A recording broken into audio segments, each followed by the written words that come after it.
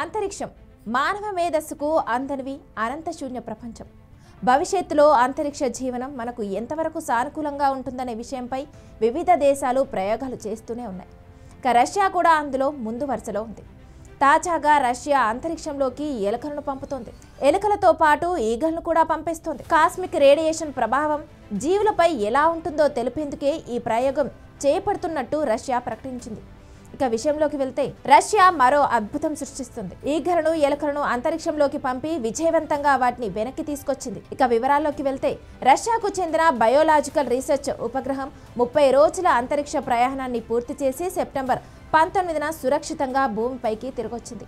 అయితే ఈ మిషన్లో 75 ఎలుకలు 1500కు పైగా ఈగలతో పాటు మొక్కల విత్తనాలు సూక్ష్మజీవులను కూడా పంపించారు. వీటిలో 65 ఎలుకలు వెనక్కి తిరిగి రాగా మిగిలినవి మృతి చెందాయి. సోయిజ్ 2.1B రాకెట్ ద్వారా ఈ శాటిలైట్ కజకిస్తాన్లోని బైకోనూర్ కాస్మోడ్రోమ్ ప్రాంతం నుంచి ఆగస్టు 20న నింగిలోకి పంపించింది. రష్యా అంతరిక్ష సంస్థ రాస్ కాస్మోస్ లాంచింగ్ తర్వాత ఈ ఎయిర్ క్రాఫ్ట్ పోలార్ ఆర్బిట్ 230 నుంచి 236 మైల్స్ వద్ద కక్షలోకి ప్రవేశించింది. 97 డిగ్రీల ఇన్క్లినేషన్ వద్ద బయోన్ M2 పేలోడ్లో తీసుకెళ్లిన స్పెసిమెన్స్ ను హై లెవెల్ కాస్మిక్ రేడియేషన్ ముందు ఉంచారు.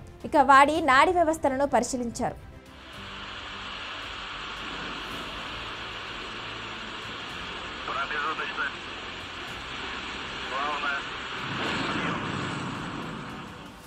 ఈ మిషన్ భూమిపైకి చేరుకున్నాక అంతరిక్ష ప్రయాణంలో వాటి నాడీ వ్యవస్థలపై ప్రభావాన్ని గుర్తించేందుకు ఎలుకలు ఈగలను పరిశీలించారు. ఈ శాస్త్రీయ కార్యక్రమాన్ని మొత్తం 10 విభాగాలుగా విభజించారు.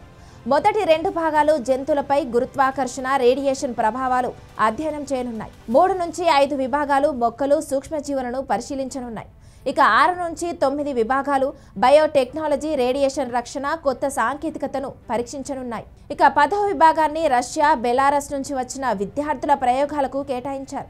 ఇక్కడ మరో విషయం ఏంటంటే రష్యా ఉల్కాపతం ప్రయోగాన్ని కూడా నిర్వహించింది. ఈ ప్రయోగంలో భూమిపైకి జీవం అంతరిక్షం నుంచి వచ్చి ఉండొచ్చనే అంశంపై పరీక్షలు చేసినట్లు తెలుస్తుంది. ఇక దీన్ని బట్టి చూస్తే రష్యా కూడా త్వరలో మనుషులను అంతరిక్షంలోకి తీసుకెళ్లేందుకు సిద్ధమవుతున్నట్లు సంకేతాలు కనిపిస్తున్నాయి. ఇక రష్యాకు జంతువులను అంతరిక్షంలోకి పంపడంలో ఇదేం తొలిసారి కాదు. రష్యాకు ఇటువంటి ప్రయోగాలపైన సుదీర్ఘ చరిత్ర ఉంది. 1957లోనే లైకా అనే కుక్కను స్పుత్నిక్ 2 ద్వారా అంతరిక్షంలోకి పంపించింది రష్యా. భూమి చుట్టూ కక్షలోకి వచ్చిన మొదటి జీవిగా లైకా గుర్తింపు పొందింది.